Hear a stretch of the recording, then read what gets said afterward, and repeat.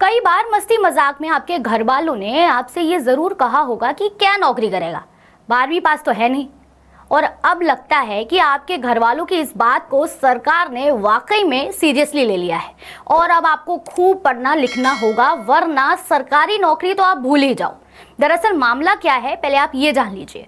हुआ कुछ यूं है कि छत्तीसगढ़ की सरकार ने सरकारी सेवा भर्ती में बदलाव कर दिया है। अब छत्तीसगढ़ में चौकीदार, गार्ड या फिर दूसरी क्लास 4 के पदों पर नौकरी के लिए आपको कम से कम 12th पास होना जरूरी होगा। पहले इन पदों के लिए न्यूनतम योग्यता 8वीं या फिर 10वीं हुआ करती थी।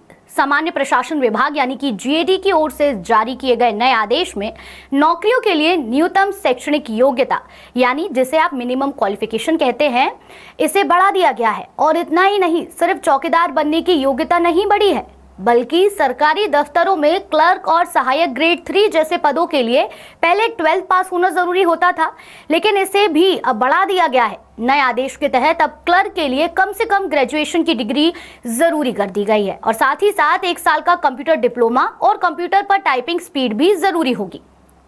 सरकार ने तो ड्राइवरों के पदों को भी पीछे नहीं छोड़ा है। ड्राइवर बनने के लिए पहले जहां पर 10th पास पात्र होते थे, वहीं अब 12th अनिवार्य कर दिया गया है। साथ ही ड्राइविंग लाइसेंस तो होना ही चाहिए। अब जाते जाते एक और बात आप जान लीजिए कि गृह विभाग और जेल विभाग के तहत होने वाली जेल प्रहरी और आरक्षक की भर्तियों में अब पुराने नियम नहीं चलने वाले हैं। जी हाँ, यहाँ भी न्यूनतम योग्यता 12वीं कर दी गई है।